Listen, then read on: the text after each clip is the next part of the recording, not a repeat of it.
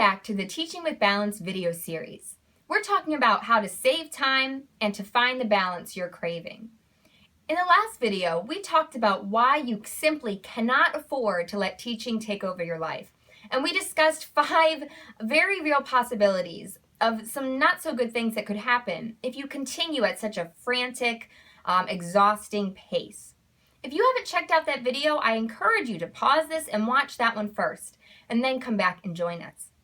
Today, we're going to talk about 5 ways to save time and reclaim your weekends. These are going to help you to start making gradual changes that over time will add up to big results and a much more relaxed and balanced you. So let's jump right into the tips. The first tip I have for you is to use a timer when completing tasks. If you haven't tried this before, you've got to start trying it today. It's a very simple strategy. Let's say that you're going to work on lesson plans. Think in your mind how long you think this task should take. Maybe it's 30 minutes. And set a timer on your phone, or actually get a kitchen timer and set it for 30 minutes. And then when that timer goes off, you're done. Now, you can modify this a little bit. If you want to, you can simply view that timer as a reminder. I already finished my 30 minutes. I need to wrap this up and finish it up. Or in some cases, you might even say, I'm done. I'm going to work on this again tomorrow. Setting a timer will help you know in your mind, I've got to get focused and get this done. It'll keep you from being as distracted by other things, and it'll help you focus and get it done more quickly. And best of all, if you are getting off track, when that timer goes off, it very quickly focuses you back on task. So try that. Try a timer, setting it before you get to work on something, and see if that makes a difference for you.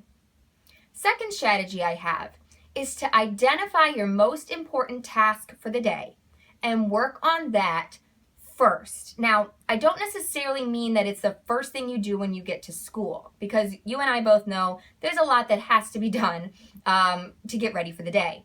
But whatever that important task is, it should be the first thing you do when you do get a block of time.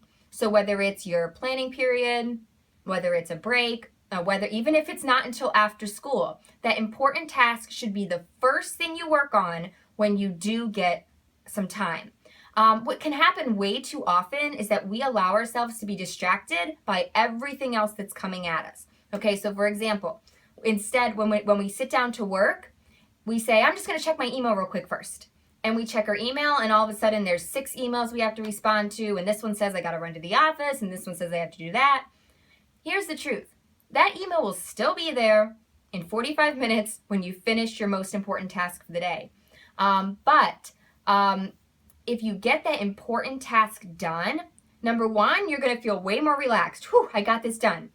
And number 2, those smaller tasks, those emails, can much more easily be fit into all the rest of the time you have in the day.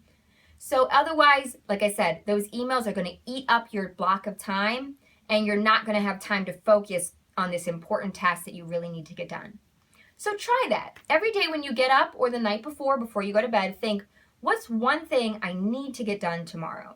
And then really try as hard as you can to get that done first. Push out as many interruptions as you can. I know that's easier said than done, but try to push aside other things. Make a list of all the little things you have to do and save all those little things until you get your big task done.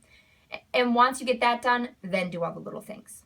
By the way, when I say big task, I don't mean something crazy like 2-hour project. You and I both know that's not realistic. It could be something simple. It could simply be, I have got to run all my copies for the week. That has got to get done.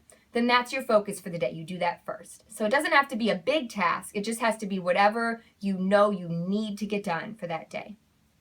So tip number 1, use a timer and time yourself. Number 2, pick your most important task and do that first. Now, tip number 3 is don't grade everything, but give the impression that you do. Okay, here's what I mean. I really hope you're not grading every single paper your students do. If you are, stop immediately. But even if you aren't grading everything, ask yourself, There some things I can grade less often. For example, let's say your students do classwork. They work on, let's say for me when I taught math, my students would practice problems. You do not need to grade those every single time. But you can give the impression that you do by simply going through and putting check marks on all of them. Now, you're not lying to your students or deceiving them. You're just, when the students get it back, it looks like they're like, okay, my teacher looked at this, at least there's a mark on it, and they go on with their day. The key is to just grade it enough that it keeps them accountable. So for example, with when I was teaching in my classwork, I would randomly collect it for a grade. Maybe once every week or two, I would collect it and take a quick grade. So it was very quick. So just the fact that I could collect it at any point kept them focused and motivated, but saved me a ton of time by hardly ever actually grading it.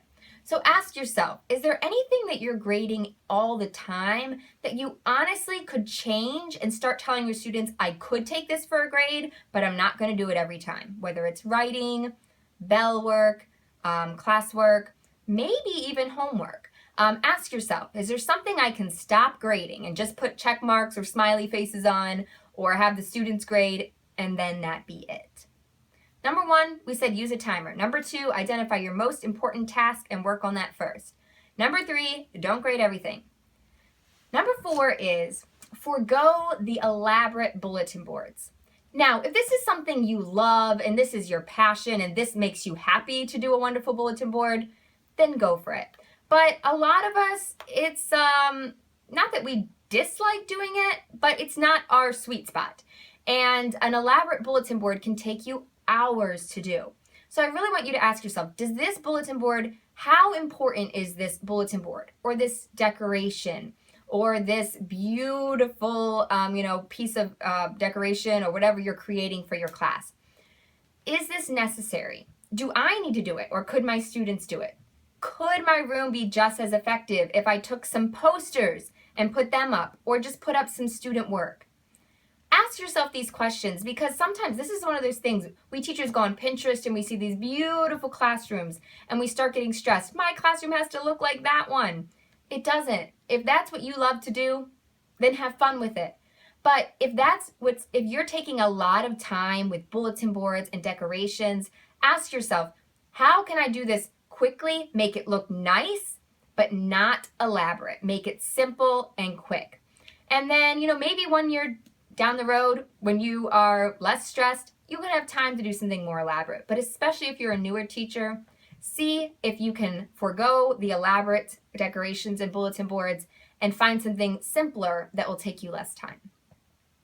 My last tip is to enlist help from students, parents, teachers' aides, and even your own friends and family.